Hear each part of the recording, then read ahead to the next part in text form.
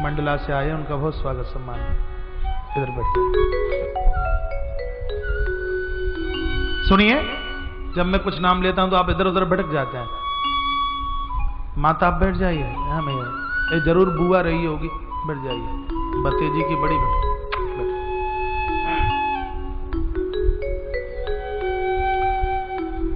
लखन को लगा कि आने की देर नहीं हुई और हमसे दूना भी हो गया।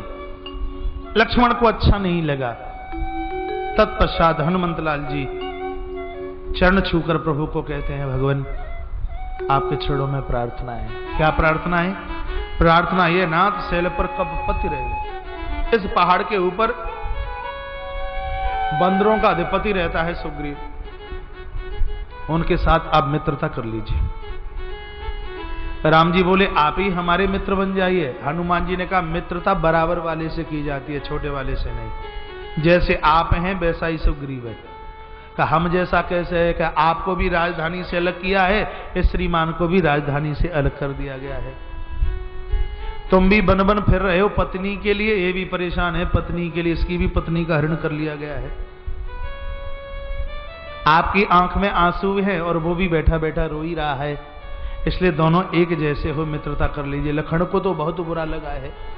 अब लखन लाल क्या बोले? तब प्रभु राम ने कहा, देखिए चलते चलते पांव में कंटक लगे हैं, चला जाता नहीं, जरा सुग्रीव को आप नीचे उतार के लेके आ जाइए।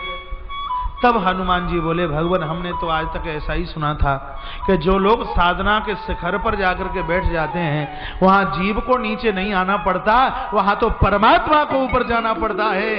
यदि ऊंचे शिखर पर बैठने के बाद भी सुग्रीव को नीचे आना पड़ा तो आपकी बदनामी हो जाएगी। भगवान बोले, अब चलें कैसे? हनुमान जी ने कहा, वाहन की व्यवस्था मेरे पास है ना। सो राम जी ने इधर देखा, कोई घोड़ा नजर नहीं आया, इधर देखा तो कोई नजर नहीं आया। कारे हनुमान कुछ दिखाई तो नहीं देता? कहा आपका घोड़ा मैं हूं ना, चिंता क्यों करते हो? सो एक कंधे पर महाराज बिठाया राम जी को और दूसरे कंधे पर बिठाया लखन लाल जी को। अभी सुनिए, हनुमान जी ने कहा, भगवान एक पाम मेरी पीठ से लगाइए और एक पाम मेरा अपना आप मेरे पेट से लगाइए। राम जी ने पूछा, ऐसा क्यों? हनुमान जी ने कहा, एक चरण आपका पीठ से लग जाए तो पाप समाप्त हो जाएंगे, आपका एक चरण मेरी छाती से लग जाए तो मेरा अहंकार समाप्त हो जाएगा। भगवान बहुत मुस्कुराए। भगवान बजरंगी के एक कंधे पर, लखनलाल बजरंगी के एक कंधे पर नेत्रों को बंद किया हनुमान ने और बड़ी जोर से आवाज लगाई, जय श्री राम, जय श्री राम की ध्वनि भरते हुए हनुमान कब पहाड़ के ऊपर चढ़ गए महाराज, कोई देख ही नहीं पाया। और दोनों को ले जाकर के बजरंगी ने पर्वत के ऊपर ले जाकर के उतार दिया। और जब उतारा तो लखनलाल ने गौर से हनुमान को ऊपर से नीचे तक देखा और राम जी के चरणों में लखनलाल आए और लंबे होकर प्रणाम किया। राम जी ने सोचा कि रोज तो प्रातः 5 बजे प्रणाम करता, रात को सोते समय प्रणाम करता, लेकिन ये आज दोपहर के 2:05 पर प्रणाम क्यों करता?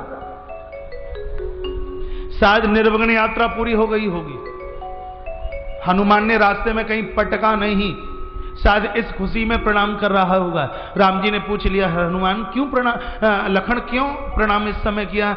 लखनलाल ने कहा, सरकार गलती हो गई, क्षमा कीजिए। क्या गलती हुई? जब ये हनुमान तुम्हें मिलने के लिए आया और तुमने कहा कि तू हमारे लिए लक्ष्मण से भी दूना है तो मुझे बहुत बुरा लगा। सरकार मुझे तो आज पता चला है कि ये दूना नहीं, ये तो कई गुना है, कई गुना है। कहा कैसे? ही कहा, दुनिया का वजन मेरे सिर पर है, पूरे जगत का वजन क्योंकि मैं शेष हूं मेरे सिर पर है, और मेरा वजन तुम्हारे कंधों के ऊपर है, और मेरा और तुम्हारा वजन हनुमान के कंधे के ऊपर है। तो ये दूना नहीं महाराज, ये तो हमसे कई गुना है, कई गुना है, कई गुना है।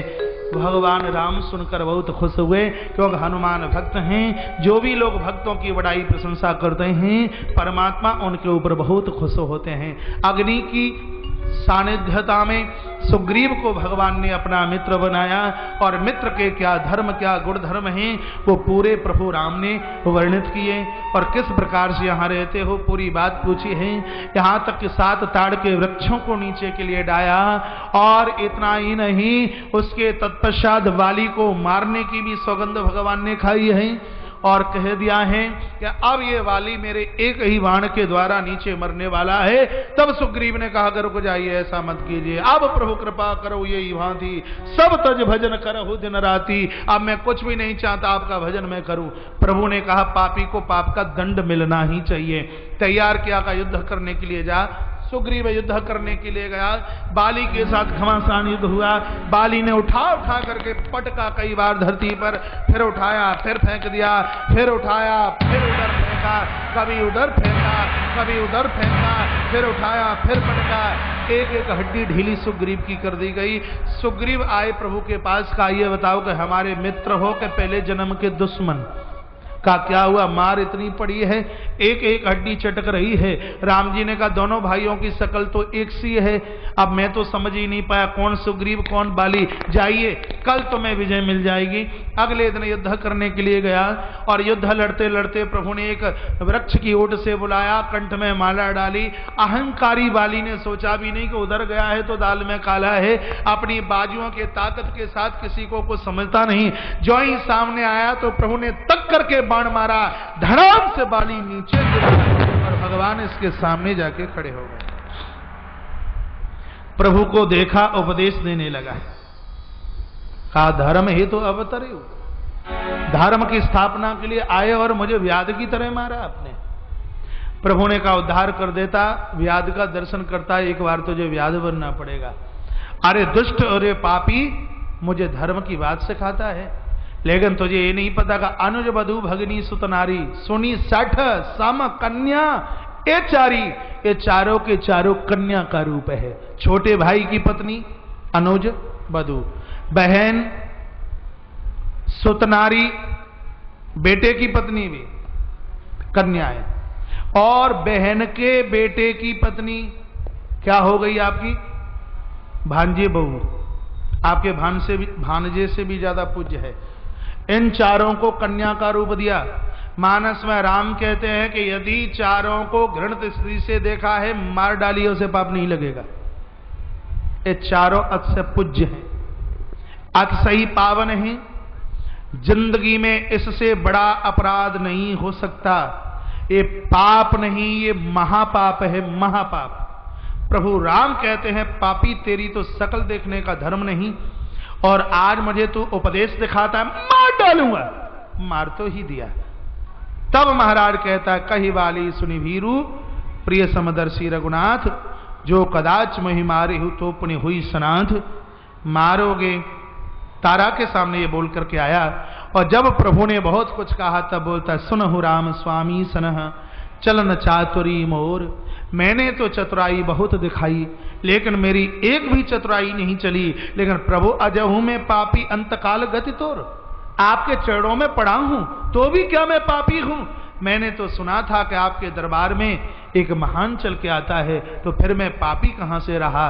भगवान मुस्कुरा गए, कहा बाली तू कहे तो जिंदा कर दूं, बोल। बाली ने कहा भगवान अब जिंदगी तो मैं नहीं चाहता, बड़ भागी हूं मैं।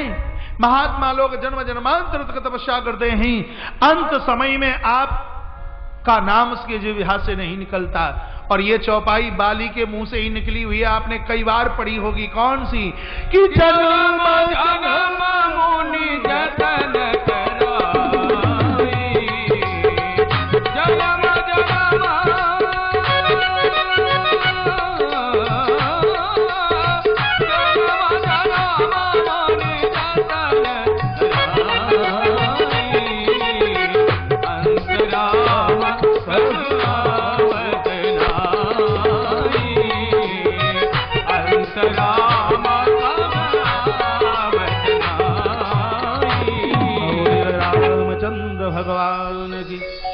प्रभु आज तो आपने बहुत बड़ी कृपा की है, मांग इतनी सी है। मेरा पुत्र अंगद है, इसकी बाजू आप संभाल लीजिए। आपका विवेक ही अंगद है, अपने अपने विवेक रूपी अंगद को भगवान के हाथों में संभाल दीजिए, तो हमारा आपका कल्याण हो जाएगा। तारा बहुत रोई है, भगवान ने समझाया। सुग्रीव ने अंतिम संस्कार किया, गद्दी का मालिक सुग्रीव को बनाया, कहा रोज आपका दर्शन करूंगा, आप चातुर्मास कीजिए। और ये सुग्रीव एक भी दिन भगवान से मिलने के लिए नहीं आया। प्रभु ने क्रोध किया, कल लखन कल मार डालूंगा। लखन ने कहा आपकी बात में कल क्यों होता है, कल नहीं आज ही, और मुझे आदेश दीजिए कि जिंदा लेकर के आऊं या मरा हुआ लेकर के आऊं। भगवान कहते हैं भय दिखाए ले आव हूं तात सखा सुग्रीव, जिसको अपना बनाया वो अपना है, मारना नहीं, आंख टेढ़ी करके लेके आ जाना। सुग्रीव चरणों में आके गिरे हैं। तब भगवान ने कह दिया तुम तो मेरे लिए भरत से भी दूने हैं। प्रभु को प्रश्न होने में देर नहीं लगती।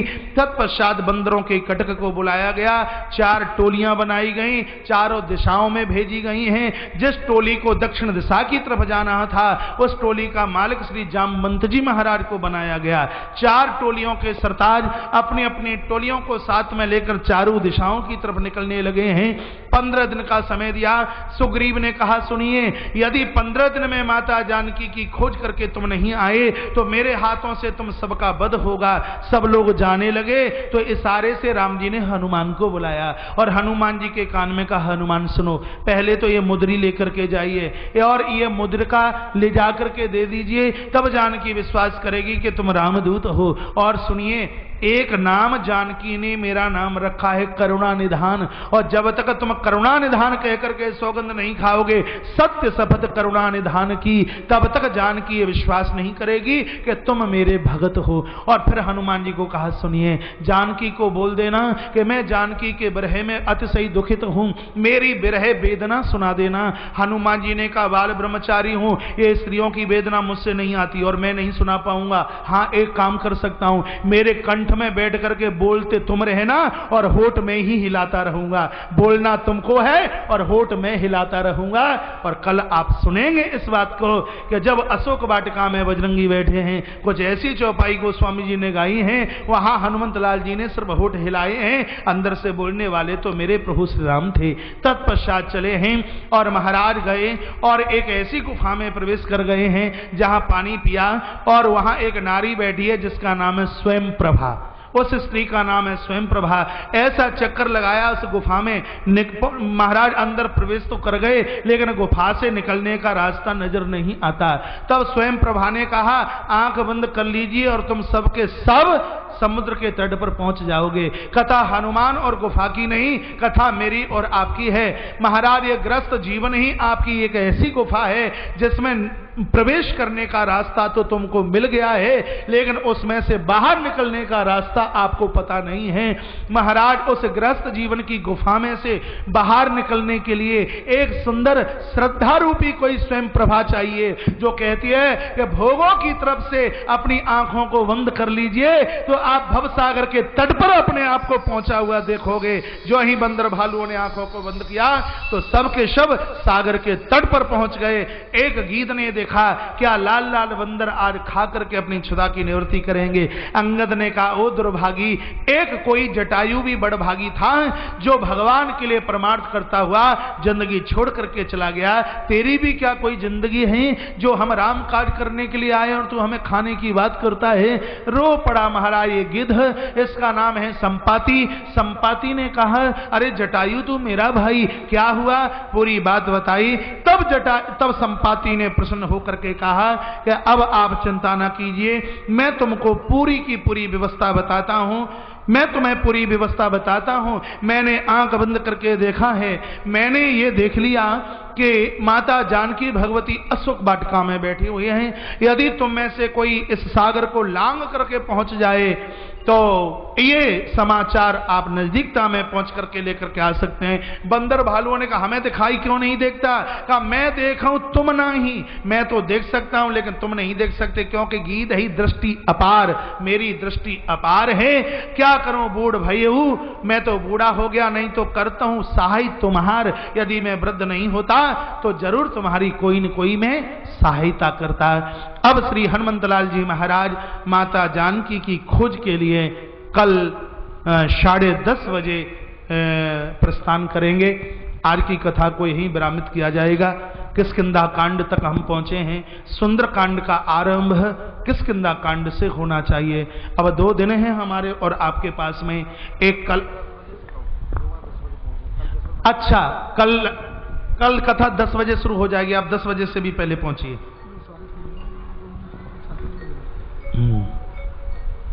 किनका? कमलेश जी सपत्नीक ऊपर पहुंच जाएं, मुख्य यजमान।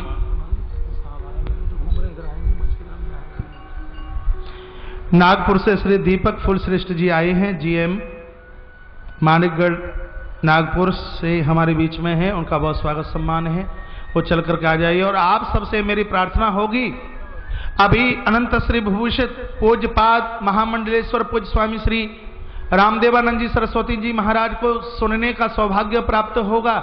अभी आप खड़े मत होइए, देखिए आपने इतना समय दिया है, आप 15 मिनट और दीजिए, अपनी अपनी जगह बैठ जाइए। आरती के तत्पश्चात आप सभी शिवलिंग रुद्र पांडाल में प्रवेश करेंगे और अपने हाथों से शिव पिंडी बनाकर धर्म लाभ प्राप्त करेंगे। आज का लक्ष्य 1,71,00,000 पर है। मुझे लगता है कि 2 करोड़ शिवलिंग का निर्माण आपके हाथों से आज होने वाला है।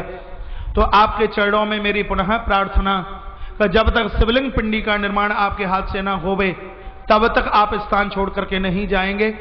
यज्ञ मंडपम में भी पहुंचने का सौभाग्य आपको प्राप्त होगा। माता रेखा बिसेन मंच की तरफ आ जाए और आयोजन के मुख्य यजमान, मुख्य संयोजक सब इधर मंच की तरफ आ जाए और आप सभी अपनी अपनी जगह बैठे रहेंगे। पूज्य है स्वामी जी का उद्बोधन सुनिए, उनका आशीर्वचन सुनिए।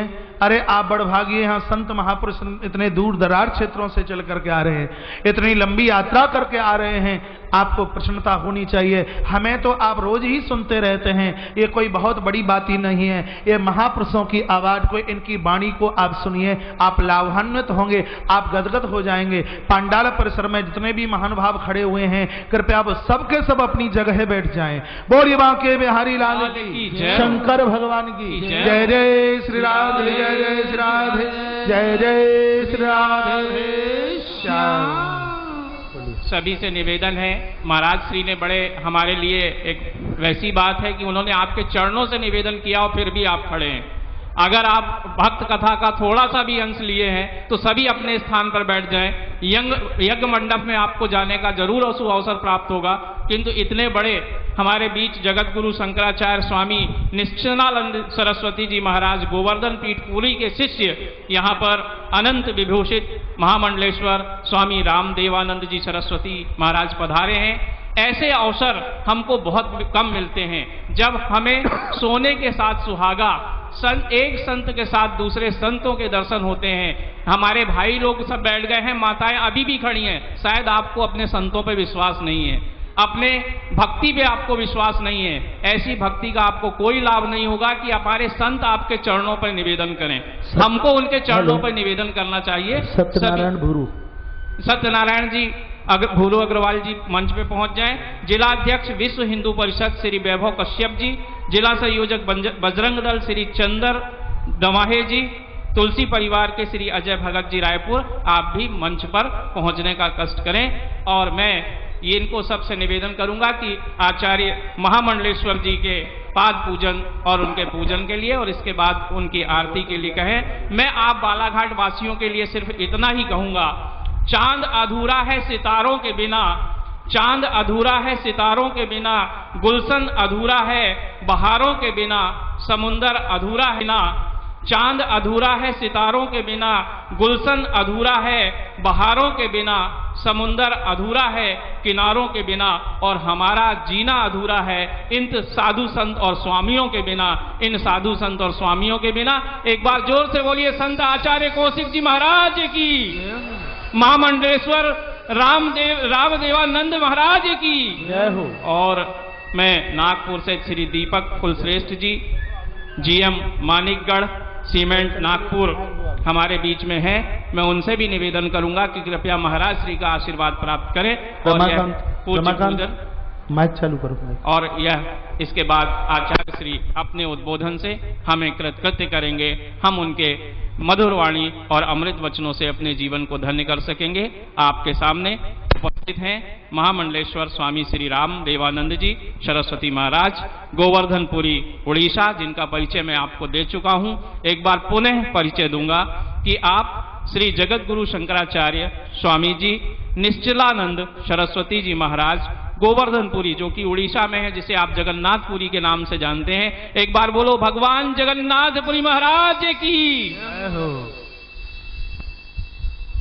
पूजन चल रहा है और पूजन के तुरंत बाद ये भक्त पाद पूजन कर रहे हैं। पूजन के तुरंत बाद ही हमारे बीच यहाँ पर महाराज श्री आपको यहाँ पर उद्बोधन देंगे। जब तक पूजन चल रहा है मैं पुनः आपको, हमारे इतने सारे भक्त कल पांडाल में हम देख रहे थे रुद्रियां बनाने के लिए लगे हुए हैं। जो लोग रुद्रियां बना रहे हैं उनके लिए महाराज श्री की ये शुभकामनाएं हैं कि हो पूरी दिल की हर ख्वाहिश आपकी, हो पूरी दिल की हर ख्वाहिश आपकी और मिले खुशियों का जहान आपको। अगर आप मांगे आसमां से एक तारा तो आचार्य कौशिक जी दे दें सारा आसमां आपको, सारा आसमां आपको। आचार्य श्री का मैं निवेदन करूंगा महाराज श्री से कि अपने उद्बोधन से, अपने आशीर्वचनों से हमको कृतकृत्य करने का कष्ट करें। ब्रह्मादिजय सम्रूढ़ दर्प कंदर्प दर्पः जयति श्रीपतिर्गोपी रासमंडल मंडन चतुर्भुजे चंद्रकलावतंसे कुचोन्नते कुंकुमराग सोणे पुण्ड्रेक्षुपाशांकुशपुष्पबाण हस्ते नमस्ते जगदेक माता। वृंदावन बिहारी लाल की जय। समादरणीय हमारे श्री राम कथा के प्रवक्ता पंडित आचार्य कौशिक जी महाराज, हमारे यहाँ के मुख्य निर्देशक पंडित रामदेव शास्त्री जी महाराज और इस कार्यक्रम के मुख्य जो संरक्षक हैं बाबूजी श्री रतनलाल जी कश्यप जी महाराज, जो वयोवृद्ध हैं। जिस सभा में वृद्ध नहीं होता है वो सभा का कोई सम्मान नहीं होता है। नसा सभा यत न संति वृद्धा। जिस सभा में वृद्ध लोग नहीं होते हैं वो सभा नहीं होते। ऐसे वयोवृद्ध श्री रतनलाल जी कश्यप और कार्यक्रम के जो संयोजक हैं माननीय श्री गौरी शंकर बिसेन, मध्य प्रदेश सरकार के कैबिनेट मंत्री हैं, और उनकी धर्मपत्नी सहधर्मिणी श्री रेखा बिसेन जी एवं उनकी सुपुत्री, और कार्यक्रम के जो मुख्य यजमान हैं श्री कमलेश अग्रवाल जी एवं श्रीमती ज्योति अग्रवाल जी गोंदिया से पधारे हुए, और हमारे विश्व हिंदू परिषद के जिलाध्यक्ष।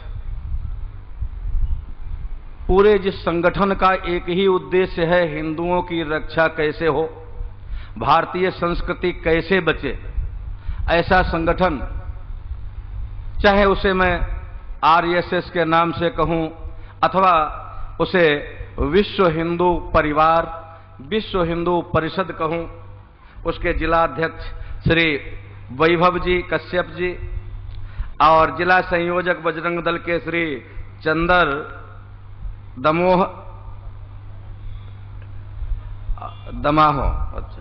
दमाहे जी, और श्री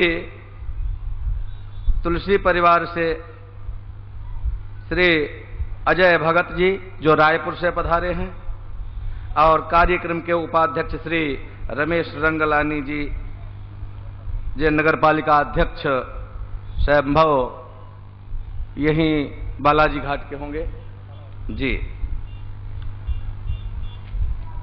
2 मिनट हम लोग भगवान का नाम लें। यद्यपि भगवान का ही नाम श्रवण कर रहे, उनका गुणानुवाद श्रवण कर रहे, उनकी लीलाओं का श्रवण कर रहे। नाम, रूप, लीला और धाम, इन चारों में भेद नहीं होता। जो भगवान का नाम है, जो नाम का फल है, वही उनकी लीलाओं का फल है, और वही उनके रूप अर्थात दर्शन का फल है, और वही उनका जो धाम अयोध्या, वृंदावन, चित्रकूट इत्यादि हैं उनमें जाने का फल है, उनका नाम लेने का फल है।